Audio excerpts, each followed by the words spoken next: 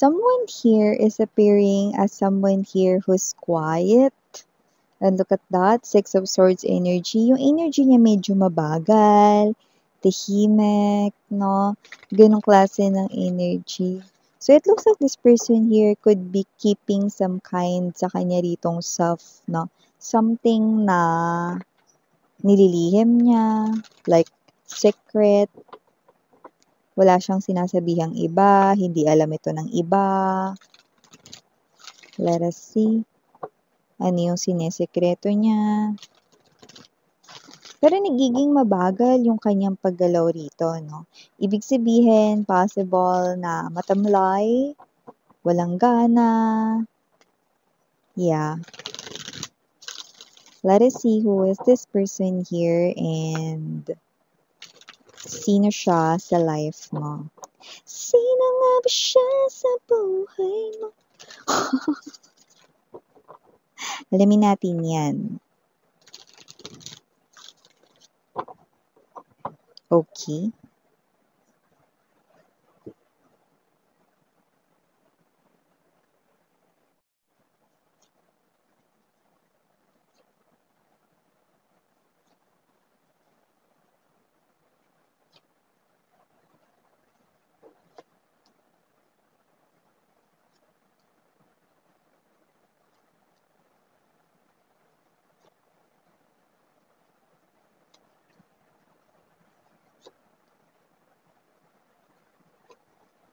Okay.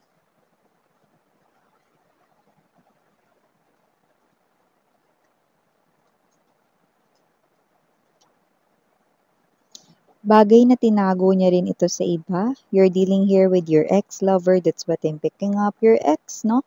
I definitely labasin ngayon, na. Mas labasin yung ex ninyo, mga babes, no? Kaysa sa numerong tinataya ninyo sa loto.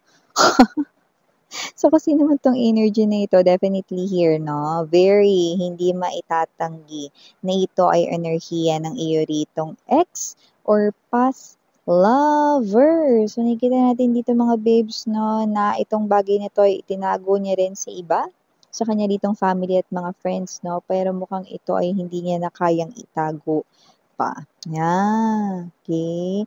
May mga sitwasyon talagang ganito, no? Mamaya ipapaliwanag ko sa inyo ano ba yung tinago niya na yan sa kanya ritong mga family and friends, no? But before that, no, let me just make bati muna lahat. Hi and hello there everyone. My name is Yan. Welcome new subscribers. Returning Eastern buyers, thank you sa inyong walang sawang love at support for me. At kung di nyo pa alam, may pa tayong main channel, ang The High Priestess, no, kung saan nag-upload din tayo ng collective readings for all signs every day. You know, just take only what resonates. Timeless kasi ito mga babes. Pwedeng nangyari na to some of you. To some of you, pwedeng nangyayari na po ngayon. And sa iba naman sa inyo ay posibleng prediction or mangyayari pa lamang sa inyong future, mapa near future, immediate future. Okay? So, whoever this energy is appearing here, of course, this is your past lover, your ex, someone you had connected with, no, sa'yo rito, no, na love life area. So, I do see that you are in separation with this person, no communication, not talking. This person is not reaching out to you, but definitely connecting sa'yo very spiritually and energetically. Judgment energy, Page of Wands right in here. Look at that, very low vibe energy. This person here is not okay, not fine, not feeling all right. So I do see that this person right in here is someone yaki, kagaya ng mga sinasabi ko sa inyo kanina, no? Na itong sitwasyon na to ay hindi maiiwasan, no? At itong person na to, yes, mahirap talaga ng mga babes, no? That with the shrink card energy, yung nagpapanggap kang tapang-tapangan kahit na hirap ka naman at bigat na bigat ka na sa mga dalahin mo, no? Ang hirap talaga magpanggap na okay ka kahit hindi naman, no? So, yun ang ginagawa nitong person na ito, no? Na past lover mo. This person here appears strong sa kanya ritong mga friends in front of his or her friends and family, no? And itong person na to, no, is someone right in here na parang nagpapanggap na hindi niya kailangan ng kahit na sino, no? Yeah, I just heard sandalan, no? So, this person right in here, hindi niya daw kailangan ng masasandalan, hindi niya rito kailangan ng tao 'no, na mahihingahan. Hindi niya rito kailangan 'no, ng someone na na suporta or makikinig sa kanya. In other words, kaya niya rito mag-isa, kaya niyang lampasan ito ng mag-isa, kaya niya itong bagay na 'to na pinagdaraanan niya ngayon emotionally and mentally. Yes, this person here 'no, meron siya rito na battle na kinakaharap emotionally and mentally, and it is about you. You are very involved 102% into this person, energy talaga. Okay, so related sa'yo yung kanya ritong iniisip mentally at related rin sa'yo 'no, ang kanyang nararamdaman emotionally. So this person here feels like he or she is definitely bruised or marami siya ritong mga pasa. Okay, not just sa kanya ritong heart area, pero sa kanya ritong whole life in general. This person here is puwedeng lumalabas 'no, na in front of his or her friends, okay.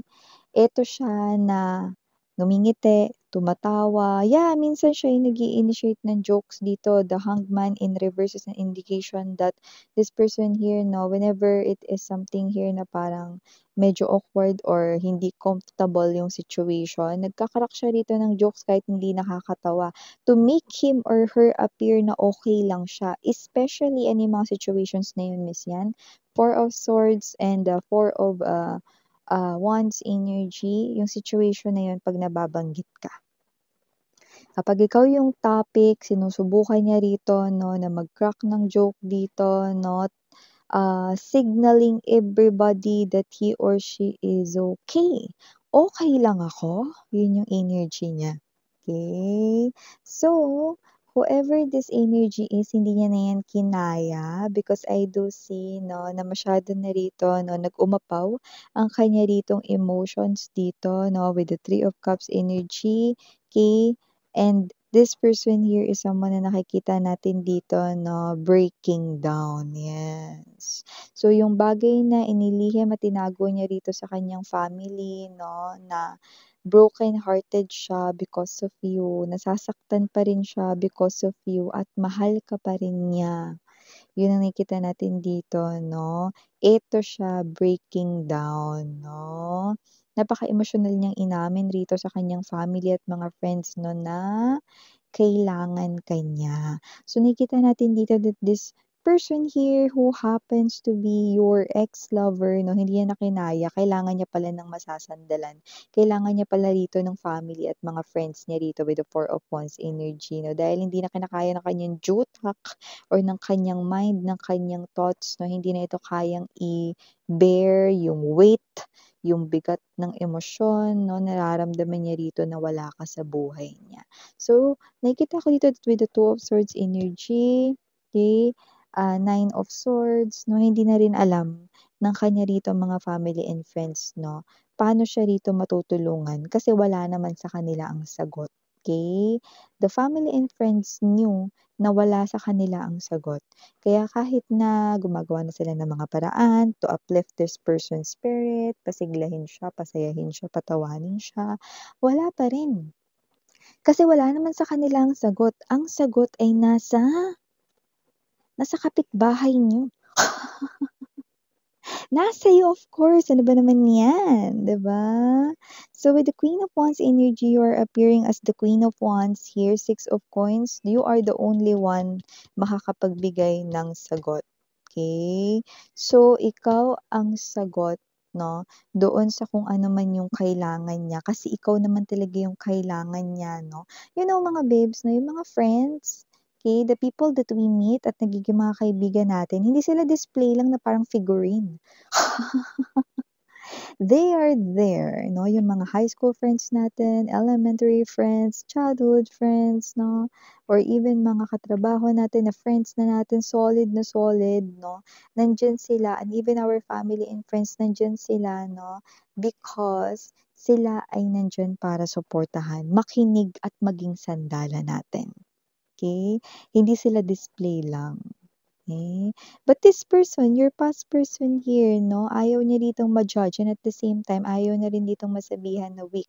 Pero nakita ko siya dito breaking down in front of the closest people in his or her life because of too much pain of not having you anymore sa kaniyang life. Yeah, a lot of regrets, a lot of panghihinayang, a lot of, nostalgia 'no, yung nagle-linger dito sa energy ng person mo, your past lover right in here, no? Yeah, I just heard the song.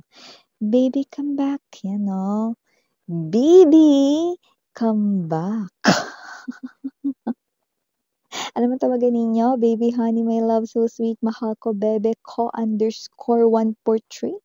Ano man ang inyong tawagan dito, no, ng person na ito, no? Yeah, this person here wants you to come back, no? Baby, come back. Yeah. At kung sino man 'tong energy na ito, it looks like this person here 'no, you're all that he or she needs.